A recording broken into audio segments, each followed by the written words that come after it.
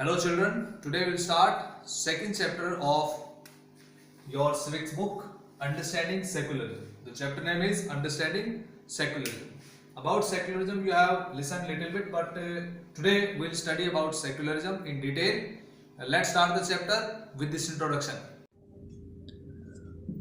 Understanding secularism. Imagine yourself as a Hindu or Muslim living in a part of United States of America where Christian fundamentalism is very powerful. You know that in America Christianity is in majority and other religions are in minority. So you are the citizen. Suppose you are the citizen of USA, clear? And suppose that despite being a US citizen, no one is willing to rent their house to you. You are going to take a house on rent, but nobody is willing to give the house to you on the rent. How would this make you feel? Definitely bad. Would it not make you feel resentful? What if you decided to complain against this discrimination and were told to go back to India? Would this not make you feel angry? Definitely yes. Your anger could take two forms. Two reasons might be there. First, you might react by saying that Christians should get the same treatment in places where Hindus and Muslims are in a majority. This is the first thing. So this is a form of retaliation. Or you might take the view that there should be justice for all. Justice for all. You may fight stating that no one should be discriminated against on grounds of their religions or religious practices and beliefs. So this statement rests on the assumption that all forms of domination related to religion should end. This is the essence of secularism, where there is no discrimination on the basis of religion is called secularism. Clear? So in this chapter we'll read about secularism and more about what this means in the Indian context. In history, we can see many examples of discrimination and exclusion and spoiledness on the basis of religion, right? When the people were discriminated and exploited on the grounds of religion, for example, one example we can take from Germany, another example we'll take from Israel, and another example Saudi Arabia, right? In Germany, during the reign of Hitler, from 1933, in 1933 Hitler became the president and the chancellor also of Germany, until 1945, and particular period from 1939 to 45, this was the period of annihilation of Jewish people, right? Jews, Jewish religion, Jewish people were discriminated and killed by Nazis, by Hitler's government, clear? And millions of Jews were killed in Germany during Hitler's time. So by Hitler or by the Nazis, these Jewish people were killed. In Israel, it is a Jewish state because Hitler used to hate with Jews and he used to consider Jews as enemies of Christians, right? So after that in Israel, Israel is Jewish state. It is a Jewish state. In Israel, in the same way, Muslims and Christians are exploited and discriminated on the basis of religion. In Saudi Arabia, this is the Muslim domination country, Saudi Arabia. Here, non-Muslim people are not allowed to make their religious buildings, temples, church, etc.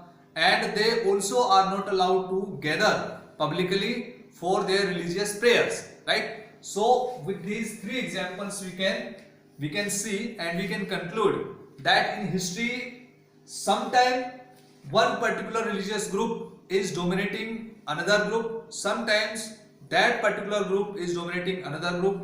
So the religious groups were dominated and were exploited, were discriminated, and were segregated by some religious groups. So in this way we can say that this was the discrimination on the grounds of religion.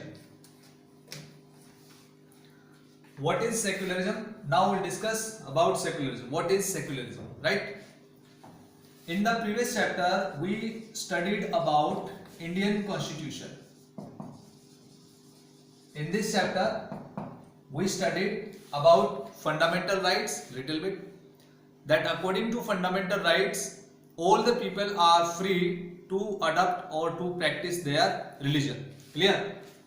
And Article 25 to 28, right? The right to freedom of religion is provided to all the citizens of the country. So, according to fundamental rights, the power of state will be separated from power of religion, right? Power of religion. So, in this way, this is the separation from state and from religion. So, the state and religion are completely separated. So this separation of state and religion is called secularism. Clear? This is called secularism. Simply we can say that if state is not belonging to any particular religion, if there is no religion of any state, getting my point? If there is no religion of any state, that is secularism. Separation of state with religion is called secularism. In the particular state where the people can follow any religion, they can adopt any religion, they can practice any religion, right? They can propagate their religions. So that is secular state, or this practice is known as secularism, right? Now we'll see the topic, why is it important to separate religion from the state? Means this separation of religion from the state is known as secularism. So simply we'll discuss that why secularism is important. Clear? The importance of secularism or the separation of religion from state can be explained with these 3 points. Understand? So first point is democratic functions. Almost in the world, almost all the countries are adopting the democratic system. And in a democratic system, equality is the basic principle. To maintain equality, we have to make equal rights for the citizens. We have to make equal circumstances for the citizens and equal laws for the citizens. If anybody is discriminated on the basis of religion, clear? So equality cannot be implemented. So due to democratic governments, we have to focus on the democratic functions. So to maintain the democratic functions, we have to implement secularism so that the people will not be discriminated on the basis of the religion. And the majority of people, because in the democratic government, majority of religious groups, right? Any religious group is in majority. They might make the government, and after coming in the power, for example, Hindus and Muslims and different religions are there in India. If Hindus are making the government, then they are in majority. They can discriminate other minority groups, other minority religious groups. So to check this discrimination and to maintain the equality, to maintain the democratic functions, we have to adopt secularism. I hope that you are getting my point. This is the first point. Second, to save religious beliefs of minority. Because in all the countries, not a single country is there in the world where only one religion is existing. Clear? More than one religions are there in the different countries of the world. So it is also very possible that one religious group is in majority, other can be in minority. So the group which is in majority can use the power, right, of the government, the power of the finance over the minorities, and it can harm the religious beliefs of minority religious groups. So if there is secularism in that particular state, the minority groups' religious beliefs will not be harmed. Clear? So it is also important to save religious beliefs of minority religious groups. Clear? Next is freedom to interpret. In the previous chapter we studied about right to freedom of religion.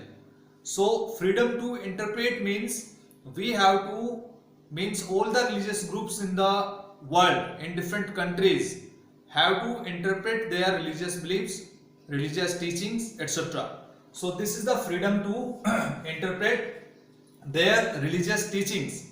If there is no secularism, no one will be free from the minority groups, religious groups, to interpret their own religious teachings, right? So it will be not good condition for that particular minority group. So secularism is also very important to provide the freedom to interpret for the minority religious groups. So dear students, in this way we have discussed the about topics, right, in this video. In the next video we'll study about Indian secularism.